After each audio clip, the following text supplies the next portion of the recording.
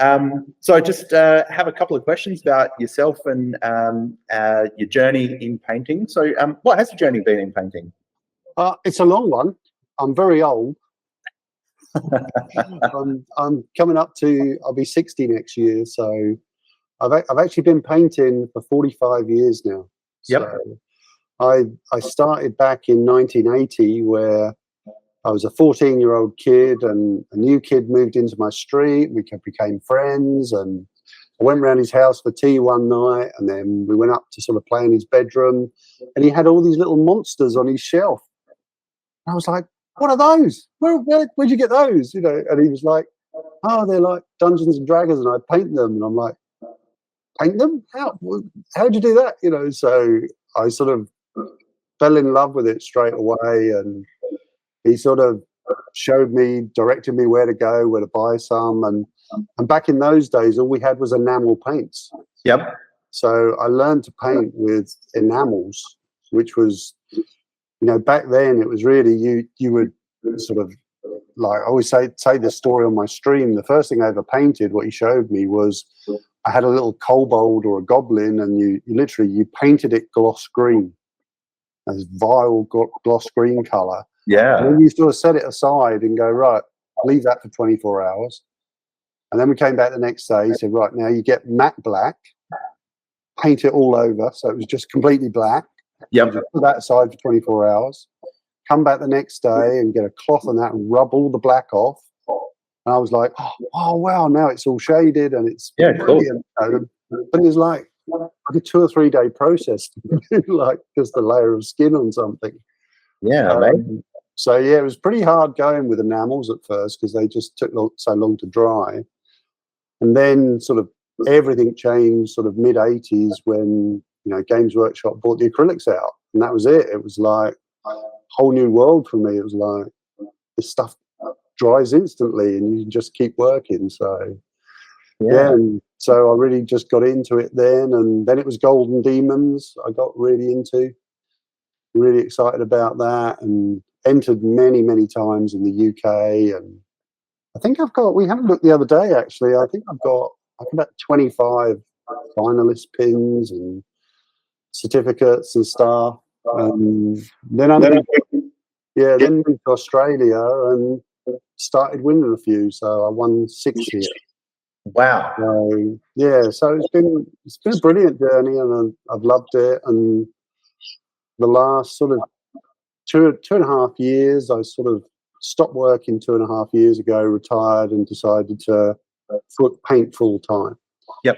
So I've been painting full time ever since, doing YouTube channel, Twitch streaming, commissions, and also making videos for 1 or 2 companies. I have a regular gig with Raging Heroes where I make 1 to 2 videos a month for them, which they publish.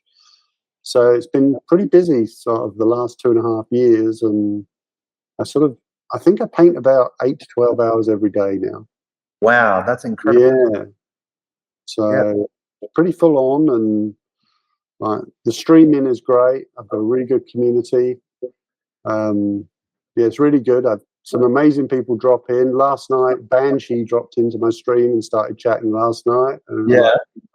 Oh my God, is that really Banshee? And yeah, chatting away with Alfonso, and he messaged me straight afterwards on Instagram, and yeah, so that's really good. Yeah, what a community. Yeah. Yeah. In the UK, UK sort of the real sort of front runner for model painting. Yeah, it was for many years. I think really I think most people like myself, I mean, it's a strange one seeing the modern take on certain things, because, you know, there's plenty of Games Workshop haters and knockers out there, and it's like no one likes their prices.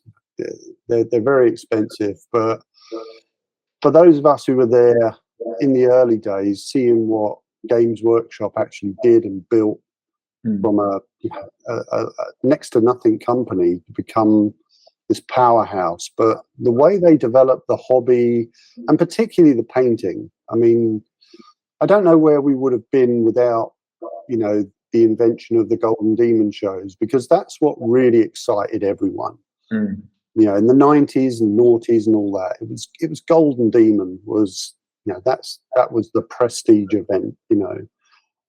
And I think, you know, most of that was, you know, predominantly from the UK. You know, it was mainly big in the UK. But once the Golden Demons got going, it was really, you know, the Spanish, the French, who, you know, really put that artistic flair on, you know, miniature painting. And that has evolved into the styles we see today, you know, and all over the world now. The hobby has just grown immensely over the last sort of 3 or 4 years since COVID. I think that the hobby seems to be huge now. You know, you see these shows like Adepticon and Nova and, you know, Spiel. Yeah, these are huge events now, and the hobby is growing. And you know, I see the similarities now, like, because I was away from South Australia for 2.5 years. It was very dead here. There was nothing going on. Now I've come back. You know, I got involved with the, you know, Adelaide Display Painters Group, you know, run by Sammy. And since I've come back, I've got involved a little bit with that, obviously. But the community is great. You know, the people who are all involved are, you know, just such lovely, passionate people about painting, and it's sort of a pleasure to be around these people and talk to them. So it's all in a very healthy place at the moment, I think. Yeah, very, very good. I love that you mentioned the Spiel, because I was at Essen a couple of years ago. Oh, right. And how big was it? Massive. Absolutely massive. It's like, I think they had 8 halls, and they were like aircraft carrier size halls. And Essen's not a massive city, but this was really sort of the most impressive games event that I've ever been to. But one entire hall was set aside for minis. Wow. I saw my very first in like real life Golden Demon mini. It had a price tag. I think it was £400, but I could see like £400 or euros. It was in euros, maybe, I think. Yeah. But the quality of that was just blew my mind away. And I actually got to speak to the artist. I can't remember his name, but that was mind-boggling for me. I didn't know that models could be painted to such high levels of quality. I think that's something that people never realise till you go to a show. It's like all the photographs you see on the internet, you know, all the models, they look great, but when you see them in hand, it really does, like, wow, you know, blows your mind. You know, it's a little while ago I went to, just after I moved back, I went to one of the first tuition classes for, you know, Adelaide Display up at Good Games Modbury, and saw Pipo Glaze's work. The guy, he won a gold at Crimson Brush, and I'd seen pictures of it and all that. I thought, yeah, it's really good, but seeing it in person, it was like, wow, this really does blow my mind. It's so good. It's so good. And that's the thing, when you go to these shows, you see these miniatures in a whole new light. You know, it's like, wow, mind blowing. Yeah. Yeah. It's incredibly impressive. I'm really hoping that we see some models, you know, this weekend that are of that level, because I just know I'm like a little kid when I see these things, because they're just, me too. Yeah. I think from, you know, the feedback that I've got from a lot of people within the community is that they're actually really quite excited just to come along and see. Oh, cool. Of models. Yeah. Well, we're gonna have some. I know Sammy has arranged a display stand, so he's bringing some models. I'm bringing a bunch of models. Hopefully Victoria does, which will be wow. I'd like to see them again myself. Yeah. You know, so hopefully, you know, along with all the contestants, we should have a really good, you know, broad range of miniatures that everyone can look at. And it's exciting. I'm looking forward to it. Yeah. Me too. I'm really looking forward to it. So you mentioned Twitch and you stream on YouTube. How did you sort of how did you get into that world? Was that sort of the COVID period that got you into it, or? It was just after that, because I'd sort of gone, well, I'd gone through a relationship breakup back in 2021, started living on my own, and then I met my now partner online, who lived in the Philippines, and I was sort of wanted to be with her, but of course she couldn't travel. It's very difficult for Filipinos to travel. And I decided, well, I'm just going to sell up and go out there and live there, see how it goes. But when I got there, of course, it was like, well, what am I going to do with myself? Because I'm one of those, I cannot sit still very long. I'm like, even when we're sitting here, like try and watch TV, and I'm looking at my phone, I'm like, oh, I check that model, and I just quickly go and check the 3D printer, and I have to do things all the time, So I took all my paints and things like that and started painting, and she said to me, wow, this is really good, it's great, why don't you do a YouTube channel and things like that? And I was like, yeah, that'd be a good idea, and you have these visions of grandeur at first, because you look at Squidmar and things like that, and you go, yeah, I'm going to do that, I'm going to have hundreds of thousands of views, and the reality is not quite that, but I've enjoyed it. I've really enjoyed it. So I just got stuck into doing it. And very soon after that, I found Twitch, and I thought, well, this is really cool. And I just thought, I'll give it a go. Got a camera set up and that. But very, very quickly, I sort of built this little small community of followers. And, you become really sort of appreciative of those people, and I enjoy sort of pretty much every time I stream now. It's like sitting painting with a bunch of friends, because all my regulars are there, and I'm getting sort of 30 to 50 people every time watching. So there's plenty of chat, a bit of banter, and it's something that I enjoy it more than the YouTube, I must say. The YouTube videos, they can be a bit laborious. Yep. But the Twitch one, because there's no prep, there's no scripting or anything like that. It's just, I'm going to sit here and paint. I'm chatty, I'll chat. If I'm not, I'm focused. People are fine. It's like, it's really cool. So I've enjoyed that.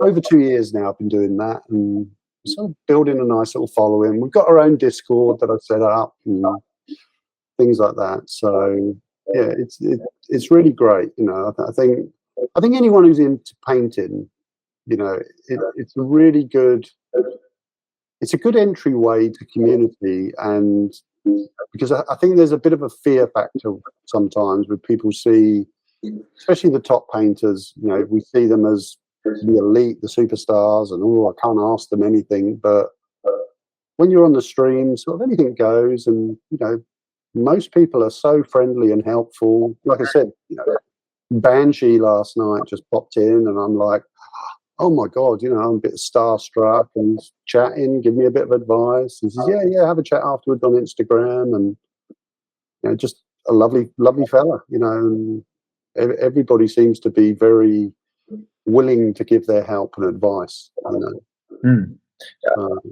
Do you have opportunities to learn from your your local Discord or community that sort of that follow you? Do they also get to teach you things as well? Some and some. I think more about. I've gone on other Discords more. I would say the majority of the people on my Discord are probably more people who've not been painting as long as me. Yep. I think they tend to see me as the leader, the thing. But there's 2 or 3 painters who come on who are really good high-end guys. And advice is given. I love getting advice. When the things I paint are far from perfect, and I'm the first one to admit. It's like, I just bash them out, and I like them. But people will critique and give me feedback, and I'm always happy for that. like I said, Banshee last night was giving me some advice and saying some things. And I think if you're open-minded about all things, you are constantly learning. You know, and people have said things to me before, and you know, I always take it on board. You know, if people are saying to me, well, there's not enough contrast in this, or I don't think the colors work here and all that, I'll always say, oh, well, I appreciate it, thank you. And I'll look at it myself and say, oh yeah, I think they're right. And, you know, but I very rarely go back and change anything. Hardly ever. I tend to, every mini with me it's about the process, the journey. Yep.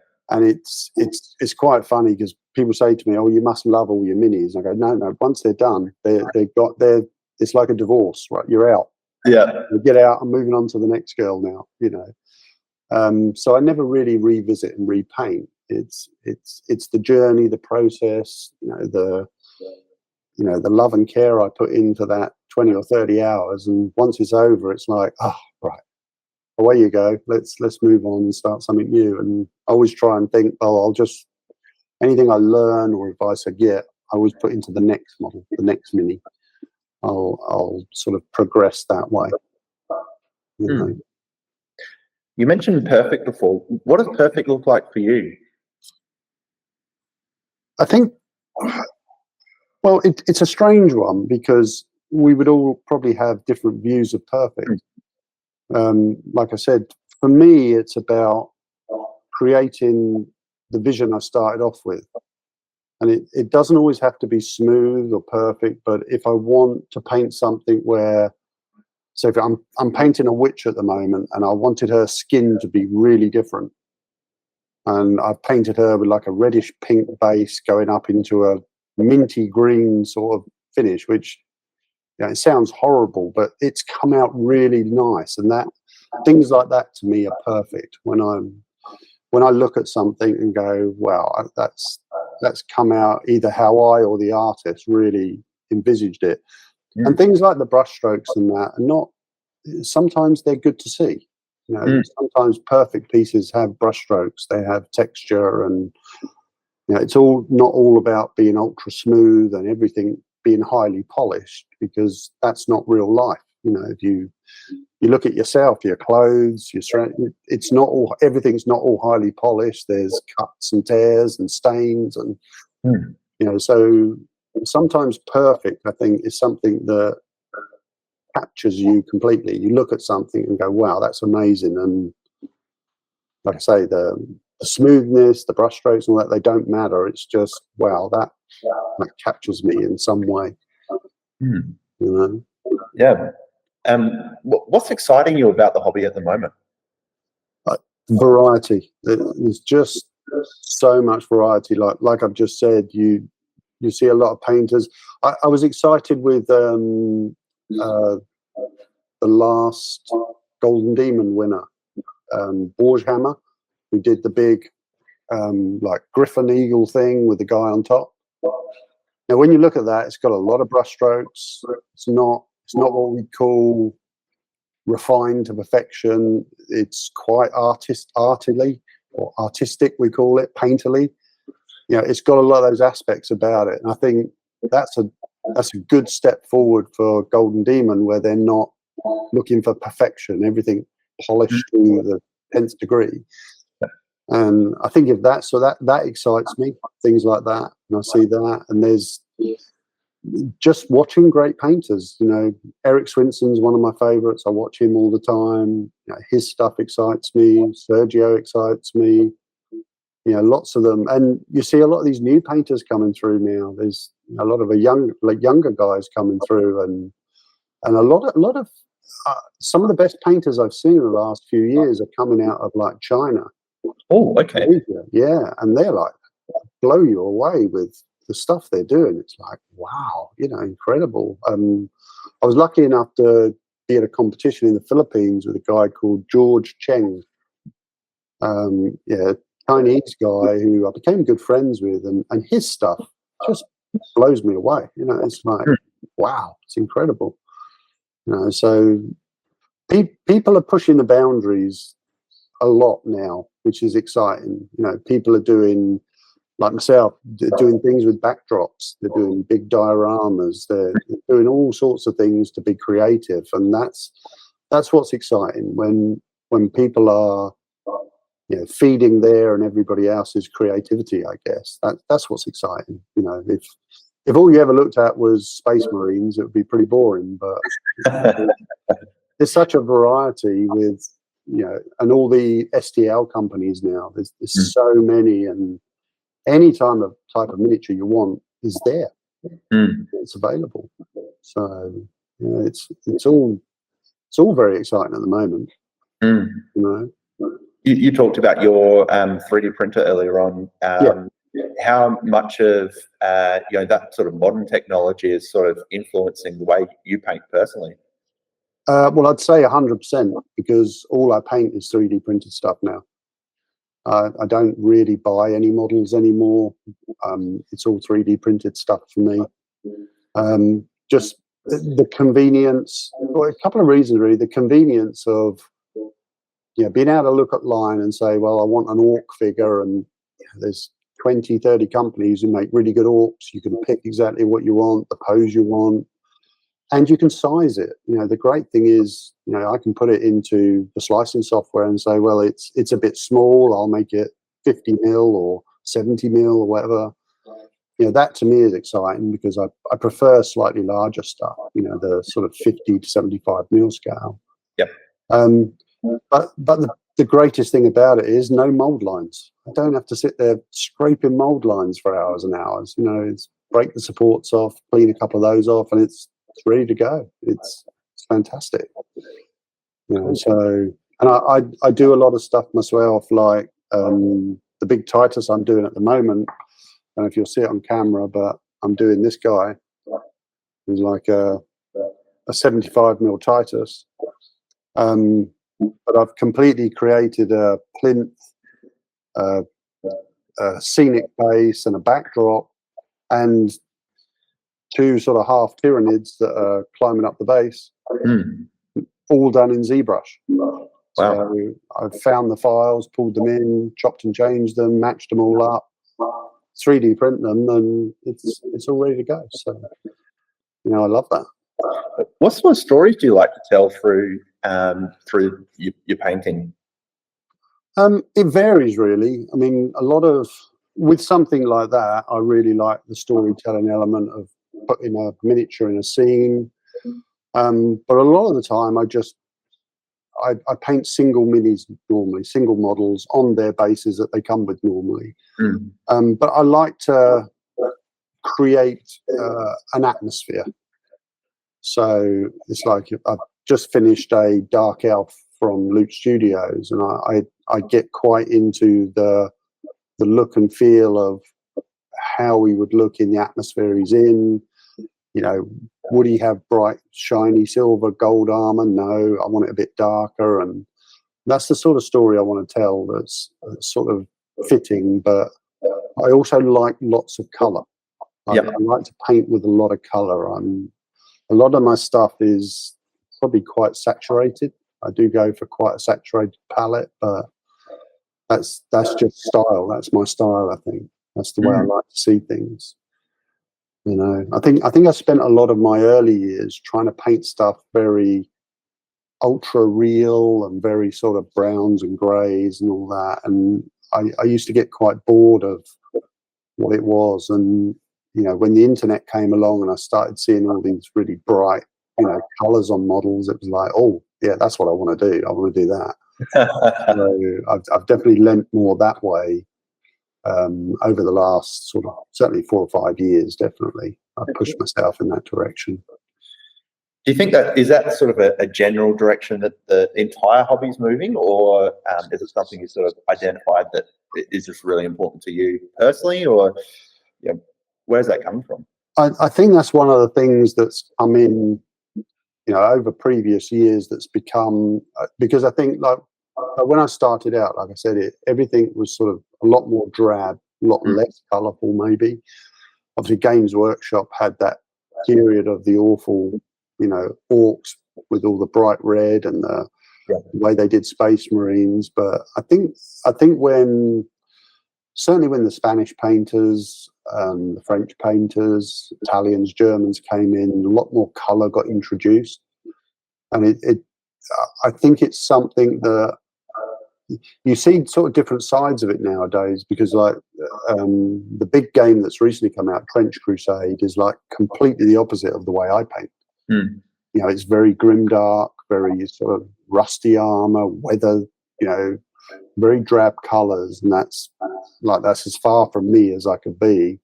But you also see a lot of the other side of painting with, like say, people like Eric Swinson, Sergio Calvo, Banshee, etc. There's sort of a place for everything at the moment. I think everything sort of fits quite equally, and you know, most people now don't judge so much on style. It's all about, you know, how the piece looks, how it feels, does it work, you know.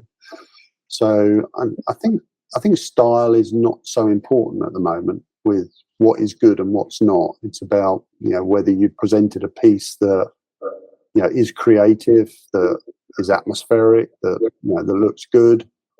And style is something that's sort of personal to you, really. You know, you sort of, I always have a thing when I talk to people, certainly on stream, you know, people talk to me about what to paint and all this, and I always say the same thing. It's just paint what makes you happy.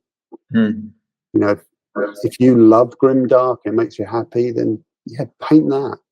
Don't try and paint something bright, colourful, because it's not your thing.